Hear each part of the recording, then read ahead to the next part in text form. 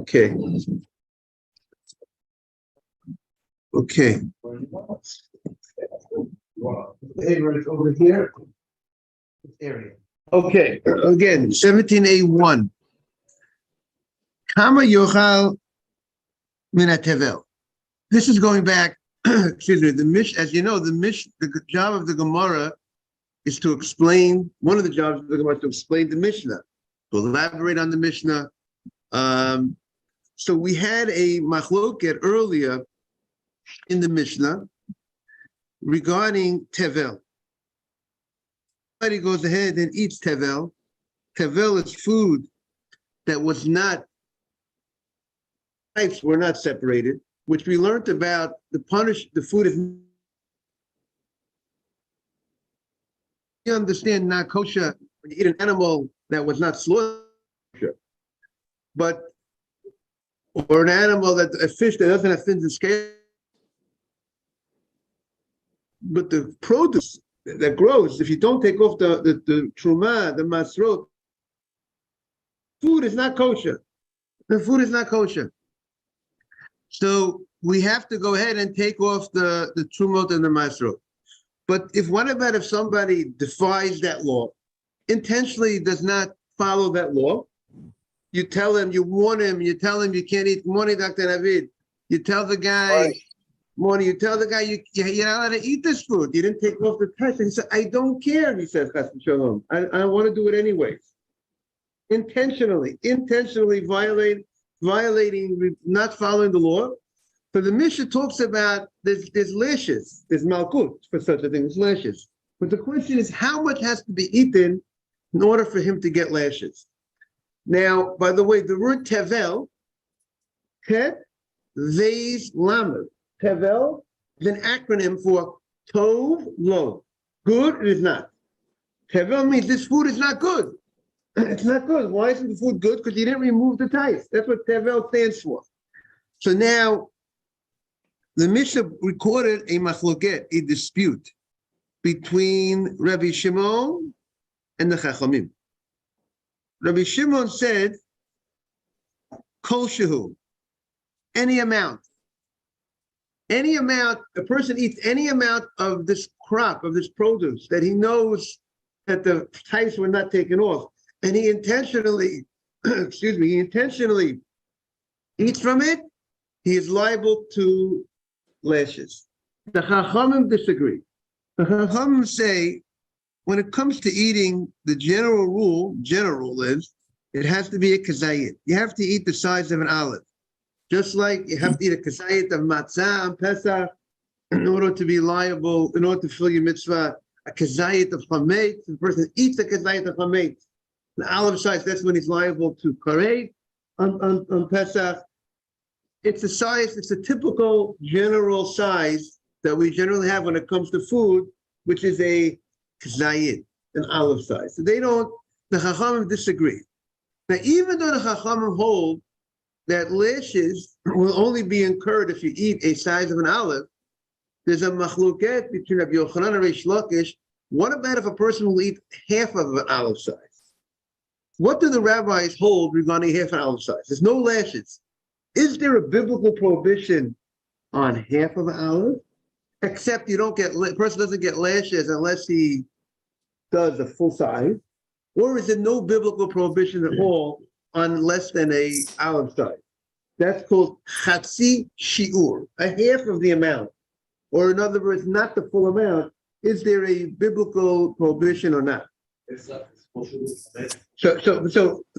Rabbi Shimon says regarding lashes, Rabbi Shimon says you need any amount. If a person will go ahead and eat any amount of tevel or any amount of chametz, according to him, it should be any amount. It's not. He doesn't seem to be going with the shear of the kazayit, with the olive size. What did he say? Any amount. Right? Any amount. The Gemara we'll see if it's only. Is this true? The Gemara is going to discuss, or maybe Rabbi Shimon that says any amount is only when the amount is a whole item. We're going to discuss that in a minute. But so that's a little bit what the Gemara, the backdrop of our Gemara the Gemara is going to focus on Rabbi on the words of Rabbi Shimon. What does Rabbi Shimon mean when he says any amount? Does he literally mean any amount would be liable to lashes, or does he mean it has to be a full item, a full creature? Let's say like we find by an ant. Let's say an ant is very small. So any size ant, a person would be obligated lashes. So what about, let's say, when it comes to food, we're talking about, say, tevel. Is it a whole kernel? What about if it's a half a kernel of wheat? Would Reb Shimon say the same law that he says whether it's a whole kernel or a half a kernel, meaning it's any amount? Or does he really mean, when he says any amount, he means he's referring to the fact that it's, the small items, the wheat, the tevel, is, these are generally kernels of wheat, these type of things. And therefore, that's why he says any amount, but it has to be a whole kernel. That's the question of the good morning, Mr. Silverman. We are on Yud Zayin Amud Aleph, 17a, about 8 lines from the top. So that's what the Gemara is about to begin, a new piece of Gemara. So let's see the Gemara inside. Kama yochal min tevel. How much, if a person eats from tevel, from this untyped food, how much does he have to eat in order to be liable to lashes? Good morning, Dr. David. Good to see you back. So the Gemara says the following: Amar Rav Bibi, Amar Rav Shimon Lakish. Rav Bibi says in the name of Rav Shimon Lakish, Machloket b'chita. The machloket is if he ate the size. The machloket is by chita, by wheat. When it's in its original form, it's in the form of a whole kernel. It's in the wheat form. You did not yet grind it. You did not yet. It's not ground. It's not flour. It's in its state of the original kernel. It's not edible. It's not edible. Yeah. I mean, people. It might not be but people do eat it. Because if it wouldn't be food, we can't give a guy lashes if we eat something and it's not called normal. It's not called eating. So maybe have a whole kernel. You have a whole kernel. Maybe you can even cook and you can roast the whole kernel, Mr. Silverman. So you can, right? You can. It's like eating a potato raw. It's a potato edible raw. No, so maybe a potato might be edible raw, but let's say a whole kernel. You can roast kernels. The kernel is still whole. So I got it. Right. So therefore, it is considered eating. So that's the if you have the Gemara. Machloket b'chita. Rav Shimon Lakish says the argument is by wheat because it's in its state a whole grain, a whole kernel. Avo b'kemach. But once you ground it into flour, if it's ground into flour, divrei hakol kazayit. Then even Rav Shimon would agree that it's not enough by just having a little piece of flour, a little bit of flour, a piece of flour. What's a little piece of flour? You go buy a 5-pound bag of flour. A little piece of flour. If he intentionally eats a little bit of that flour, he will not be subject to lashes. That's misunderstanding because it has to be something. It has to be called an eating that's of hashibut, something that's important, something that has some significance to it. Just like on Shabbat. Oh, very good. So Mr. Habers bring up a good point. When it comes to brachot, we see any amount of food. You say this bracha rishona is the bracha before you eat, and then there's the bracha after you eat.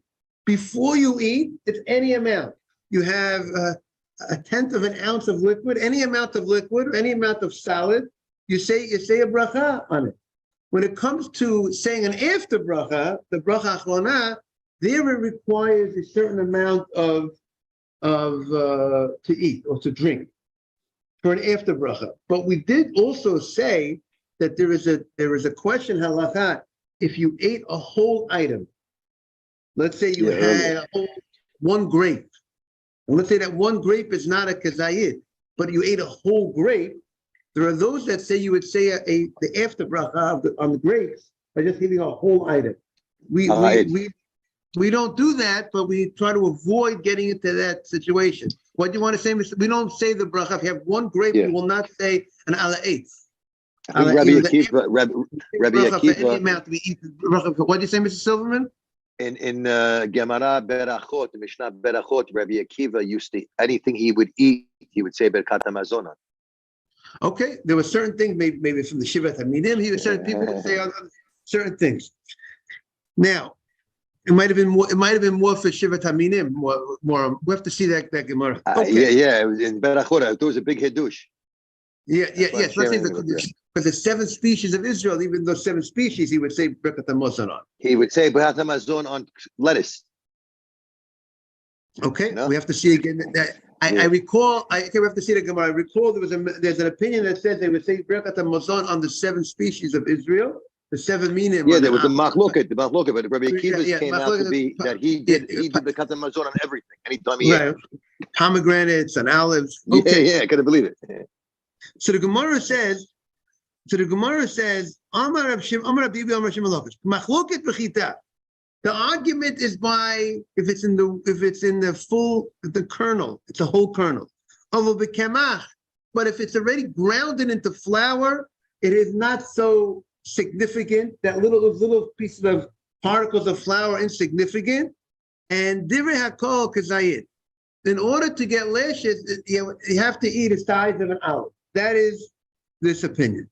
By the way, on Shabbat, you have to always remind all the women, especially, that they have to have a kazayit of challah in order that the hamotzi should cover all the food of the meal. If you have just a little bit of challah, it doesn't really cover because you didn't have a kazayit, an olive. And also to say Birkat HaMazon, you're not able to say Birkat HaMazon if you didn't eat about an ounce of challah. So people need to beware for that after bracha. You need to have a kazayit, you need to eat an ounce after bracha. And even for the hamotzi, the bread, to cover all the foods of the meal, because everything is secondary to the bread. But if you did not have any real bread, if you didn't have an ounce of bread, good morning, Simon, one Ariel, so therefore it's not really secondary to the bread. That's also what it would seem. Time is time, Rabbi. A certain amount of time you have. And also the kazayit, like the ounce has to be eaten within a certain amount of time, maybe like 7 or so minutes, about 7.5 minutes, or 7 minutes or so. So the Gemara continues.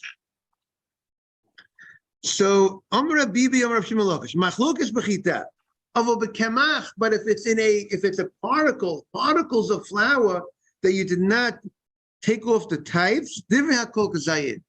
The only amount that would make a person liable to lashes, it would have to be the size of an olive size of produce, of flour that you didn't take off the types. However, Rabbi Yirmiyah Rav Shimon Lakish, Rabbi Yirmiyah had a different opinion in Rav Shimon Lakish. Maybe Rav Shimon Lakish said it at different times, and he understands. Maybe Rav Shimon Lakish changed his mind, and he understood Rav Shimon Lakish saying the following: "Ki machloket bezu, kach machloket bezu." That Rav Shimon's argument is the same way he argues by the wheat kernel, he will argue by flour as well. That even a particle of flour, a small amount of flour, less than an olive size, if a person is warned, he was told, this is forbidden food, even though it's so small, the amount, but it's forbidden food. So you're, in a certain sense, you're going against the word of God. God says, don't eat it. And you're intentionally eating it. That would be, he would be liable for lashes. Now, and Rashi says, so Rashi points out, so where would does Rav Shimon disagree with the concept of kazayit? Meaning, here we go, and we're saying that Rav Shimon would hold that a person is subject. Morning, Yosef. A person is subject to lashes eating any amount of the not kosher food. And by the way, it would apply to all not kosher foods. Same way it would apply to a little piece of flour, anything, a little piece of pork, any amount according to this opinion, any amount will be subject to lashes. So when does the rule of a kazayit of an olive come in? So that's regarding if a person didn't know something was forbidden.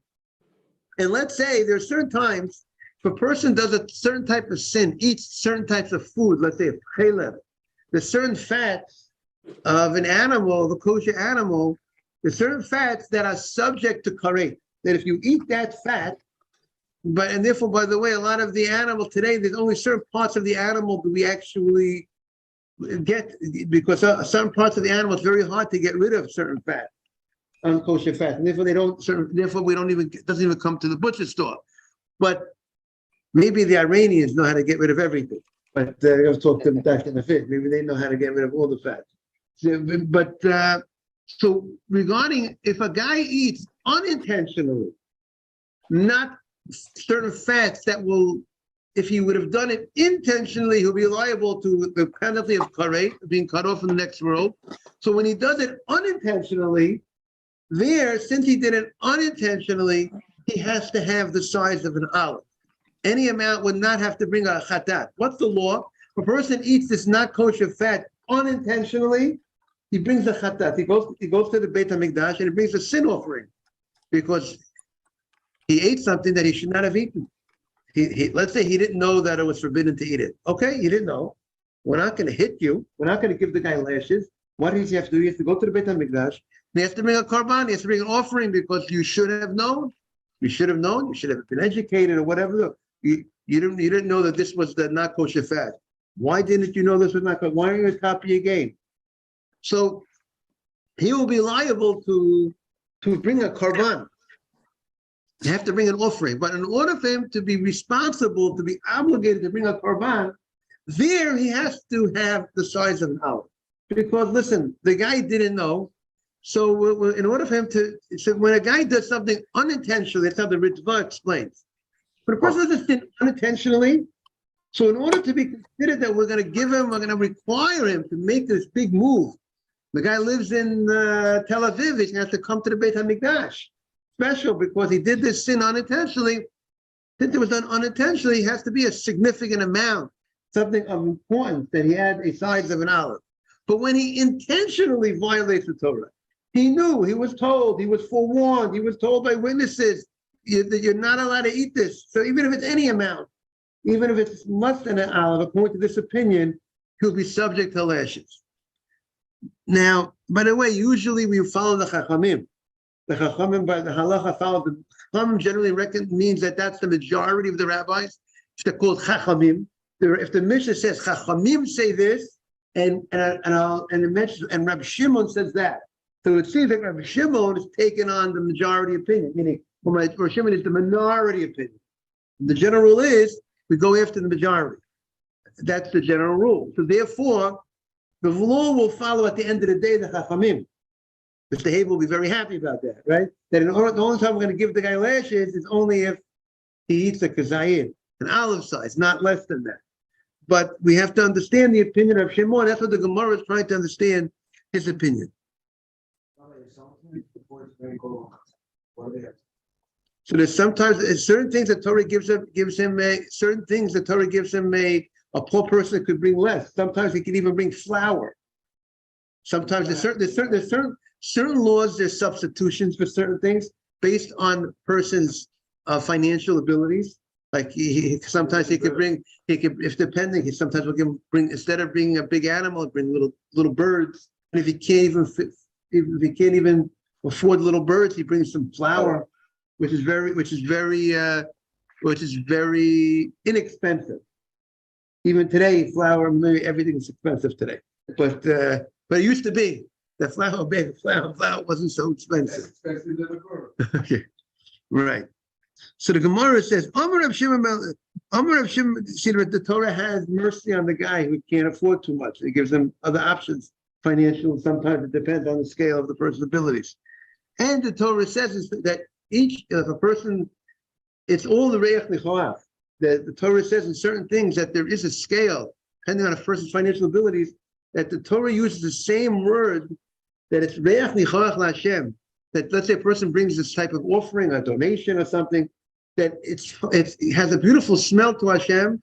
The same person who brings this big, large animal, person who brings this flour. Because if the person, the poor person, he gave flour, for him, it would equal the amount of, for the rich, to help the wealthier person to bring a big animal. To Hashem, it's all about, you did whatever you could do. So to Hashem, it's equal, pleasing in the eyes of Hashem. So Amar Rav Shimon Lakish, by the first wide line, Kemachloket bezu, kach machloket bezu. Rav Shimon Lakish says that there's no difference between flour or a whole kernel. If you intentionally violate the word of God, and you go ahead and you intentionally eat this food that's forbidden, even if it's not in its original full state of a kernel, if let's say you ground the kernel up, he's subject to lashes. That's his opinion. Now the Gemara wants to prove which opinion of the Amoraim, which is more correct. Again, just to clarify for everybody, we are trying to explain Rabbi Shimon. We have two opinions in the Gemara where Rabbi Shimon says that a person is subject to lashes by the case of tevel, by the case of the wheat, even if it's not the size of an olive. Is it only because he ate a whole kernel, or would it be the same law if he ate a piece of a kernel, part of a kernel, a piece of flour, not a whole kernel? Is it just it has to have the whole kernel, or even a piece? That's the Gemara's discussion. So the Gemara says, "Tanan, Amar lehem Rab Shimon." Rab Shimon said to the Chachamim, he said, "Rabbis, you say you need to eat the size of an olive in order to be subject, right, Ariel? In order to be subject to what? The lashes, you have to eat the size of what? Of an olive." So Amar Rab Shimon. Rab Shimon says, "Yatem motem li b'ochen amola kosher shu chayiv." Don't you admit to me, if you eat a little ant, oh, Right. we're going to get to that. A little ant, if a person eats the smallest ant, the smallest bug, it's chayav. So why do you, the Chachamim, say that you have to eat the size of an olive? We see that that there's such a concept that you don't have to eat the size of an olive to be subject to lashes. You're telling me when it comes to tevel, when it comes to food that was untight, the only time he'll be subject to lashes. If he eats the size of an olive, that's what the rabbis say. Rav Shimon says, but what do you mean? We found a precedent. You can eat any amount of any bug. You eat any bug, any size bug is subject to lashes. So too, we should say the same law if you have any amount of tevel. Say any amount of not food that was untight to be subject to lashes. That is the question that Reb Shimon asked to the rabbi. And how do the rabbis defend their opinion? So the rabbis, as Yaron said, the rabbis respond, Amrulo, the rabbi says you can't prove the case from over there because mibnei shehu kibriyata, because the bug is in its full state, the way it was created. So since it's in the full state, the way it was created, it's a whole item. So that gives it importance, right? Because it's a whole bug. But you know that if it's part of a bug, and according to Chachamim, but part of a bug, you won't get lashes. So too, here also, by the wheat, therefore you need a size of an olive. So Rav Shimon says back, what do you mean? So he says, so a whole wheat kernel is also a whole thing, the way it was created in its original state. So Amar Lehem, so Rav Shimon says back to them, one wheat kernel is also in its way, it's a whole wheat kernel. It's a whole wheat kernel. Since it's a whole wheat kernel, therefore it's to be subject to lashes. So the Gemara, that is the dialogue, the discussion between Rabbi Shimon and the Chachamim. So the Gemara now wants to take the statement that Rabbi Shimon said and deduce and deduct and infer an answer to our question. Yes. You do it after grind it down? Before you grind it down. What? Right. So the Gemara says, So they agree with Rabbi Shimon somehow. Because they just say right now, if you have more than the kazait or if it's the full item, you will get malkut, even chachamim. so very good. So look what the Gemara says. So the Gemara says, chita in, kemach lo. So we see that chita in, when it's in a state, specifically a kernel, which is a whole item, chita in, kemach lo. But when it's kemach, but when it's in a flour state, Rabbi Shimon does not say that there will be a subject to lashes. Rabbi Shimon just says that he shows you that a wheat is also a full item. So the fact that Rabbi Shimon says wheat is also a full item, it's a full creature, it's a full way Hashem created it. So being that that's the case, so we see that if it will be in a flour state, which is not, Lower. which is a lower state, which is not in its original state, it lost its fullness, it's no longer whole because it was ground up, it would come out that Rav Shimon would say, sounds like that it would not be subject to lashes. But Rav Shimon says, the same way you agreed by the bug, you should agree by the wheat, because the same way the bug is a whole bug, the wheat is a whole kernel. So what does it imply? If it's not a whole kernel, it will not be subject to lashes. So that's what the Gemara wants to say, to infer from the discussion of Rav Shimon. It seems to indicate that he is talking specifically about a whole kernel.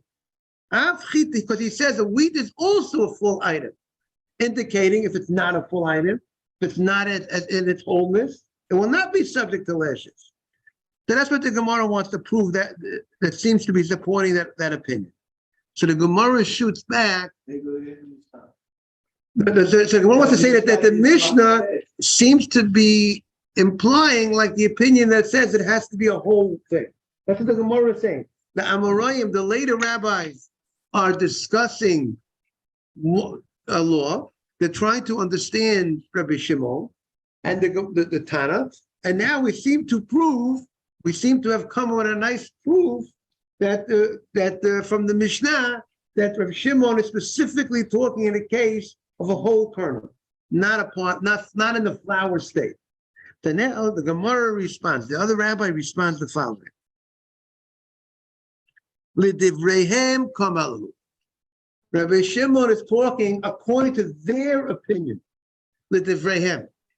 What does that mean? So Gemara explains.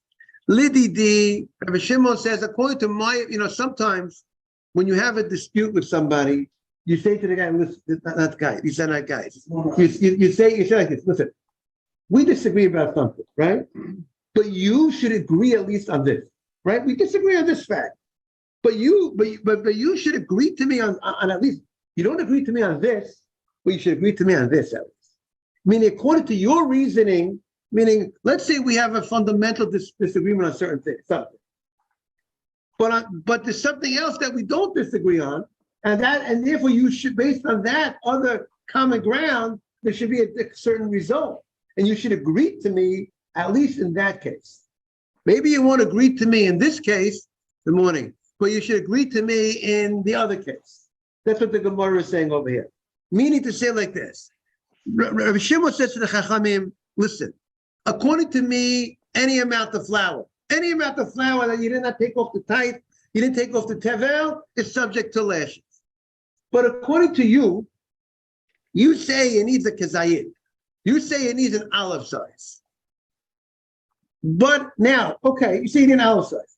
Then what are you going to say by a whole wheat kernel? I say it doesn't need a whole wheat kernel. You also say one whole wheat kernel is not enough because it's not an olive size. So I'm saying you should admit to me one wheat kernel should be enough. The same way a whole bug any size bug is enough. So any size wheat kernel is enough. I don't even require a whole wheat. But you, the Chachamim, you should at least admit to me if it's a whole wheat kernel. I know you won't agree with me if it's in the flour stage and you didn't take off the tevel. But you should agree to me that when it's a whole wheat kernel, it should be similar to the case of what? Of the case of a bug. A whole bug, a whole wheat kernel. He's lining them up. They're very similar, whole wheat, whole bug. But sometimes the case is different. The question is law, case, and reason. You might have that case. The question is it a comparable case or not? That's what the Gemara is going to say. So if Shimon thinks it's comparable, the Chacham are going to come back and say it's not comparable. Why? Because the wheat kernel has no life to it. Not a living creature. An ant has life to it. And because it has life to it, it's a different, significant, it gives it chashivut, gives it more importance. And therefore, a whole ant is subject to lashes because it was an item that had some life to it.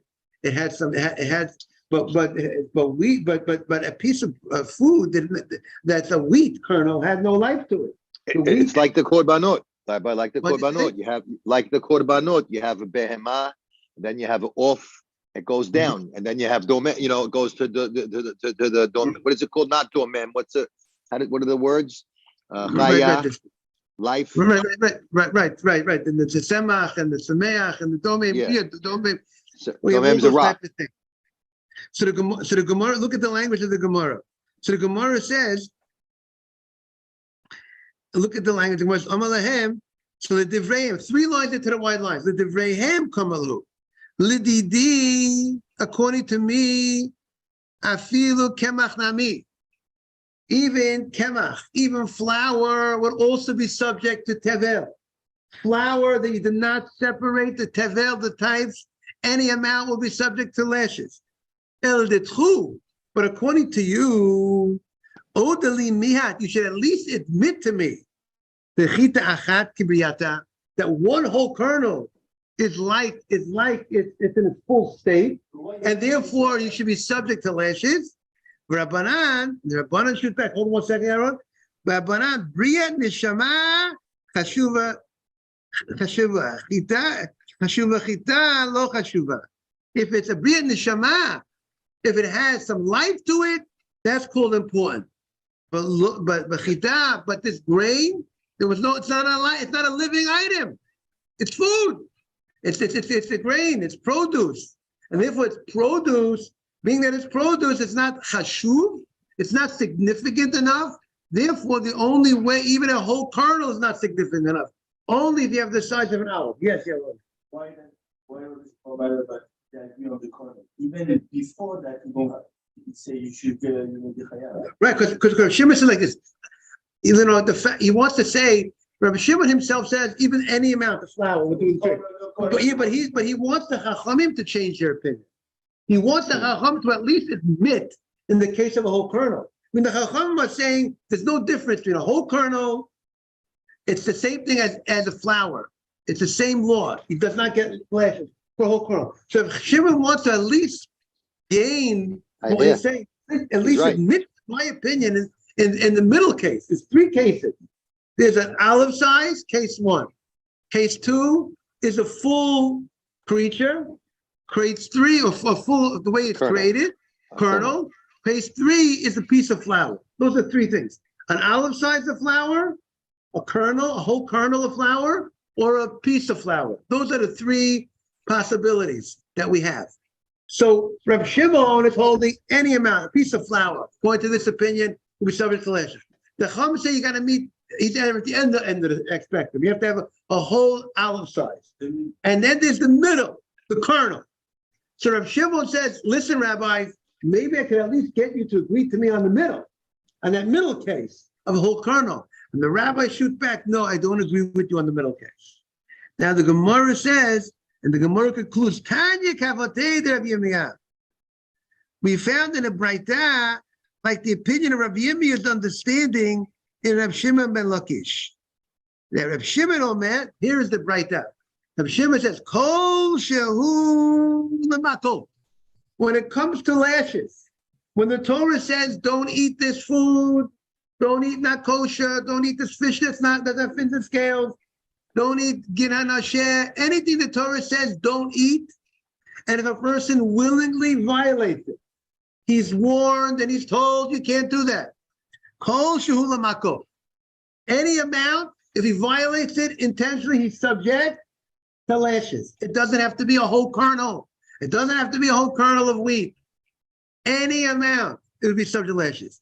Lo amru kazayid, that which they required to eat the size of an olive, that's only el inyan karban. That's only in order for a person, when he violates something that carries with it the responsibility of bringing a karban, an offering to the Beit HaMikdash, there, since it was done unintentional, only way he would be responsible to bring a korban if he had a something of significance. He had at least the size of a kazayit. But when he willingly violates the Torah, then it's not about the size so much. You knew you couldn't do it. You knew this is forbidden. Very good. Because if we give lashes, the only time we give a guy lashes, only willingly. There's no such thing that a Jewish court hits a guy, punishes a guy without him willingly doing. I mean, there is such a concept that if you bump into someone's car unintentionally, you have to pay for it. When it comes to finance, even though you did it unwittingly, you're always responsible. When you hurt somebody unwittingly, you have to pay for it. But for the court to impose a punishment where the court's actually going to hit the person, to hit the guy, to give a guy lashes, something like that. But to give him a death penalty, it's only when the guy willingly, knowingly was warned in the right mind, and right after he was warned, he did the sin. If it could be that he had a lapse, he forgot about the warning, if it took a while, he did the sin much later, he will not get punished. You warn him today and he does the sin tomorrow, he's not punished for that sin. God will deal with him, but we, the court, does not, people have short-term memory sometimes. We, the court, will not punish. It has to be right away. You gave him the warning, and right away, he does the sin. So Rabbi, the Rabbi Shimon is the one who said that as well. So the Makkos is. The end of the Gemara seems to conclude that Rabbi Shimon's opinion is not that he's right. That the opinion of that the rabbi, the later rabbi, the Amorah, Rabbi Yirmiyah, who explained Rabbi Shimon's opinion, his explanation of Shimon seems to be the correct explanation. We have two explanations of Shimon. Does Rabbi Shimon hold only if it's the size of a whole wheat kernel or even any amount of flour? And it seems the opinion that says that it's any amount of flour would be subject to lashes if he intentionally violates. And that's what Rabbi Shimon holds. That seems to be the correct opinion. However, as we said, and we'll end with this, the Chum say it has to be the size of an olive. I want to wish everyone a happy Hanukkah. And I'm going to be having a Hanukkah dinner in my building on Wednesday night at 7:00. Everybody's invited. So love for everyone to come. If anybody wants to come, you can text me. Love to, if you don't text me, you can still come. Have a great day, everybody. Thank you, Rabbi. Thank you. All the best. Thanks, everybody. Bye, H. Bye-bye, guys. Take care. Bye. No No problem. We miss you. Jaime, have a great day. Chag Sameach. All the best. The subject of lashes, the Rabbanan or the Horaita? The Tumah Deraita. How can you be subject to the Horaita? Because Rav Shimon holds that the kazayit is not needed to get lashes. Rav Shimon holds. Right. Shimon holds when it comes to kazayit, it's not. No? We don't hold, but Rav Shimon. Exactly. Exactly. Only a kazayit, right? But if it's a bug, but if it's a whole bug, any amount. Because it's a very. Question. A whole grape, less than a kazayit, you don't make achrona. It's a machloket. I think we don't. It's Right, a suffix. We try to avoid. That's a fair. Yes. Right, very good. Very good. Thank you. Good morning. Where are you from? From Brooklyn. Welcome. Anytime you come to Manhattan, we'll take you at 6:45. And you come late, we'll take you anytime you walk in. We'll take you. Monday through Friday. Have a great day.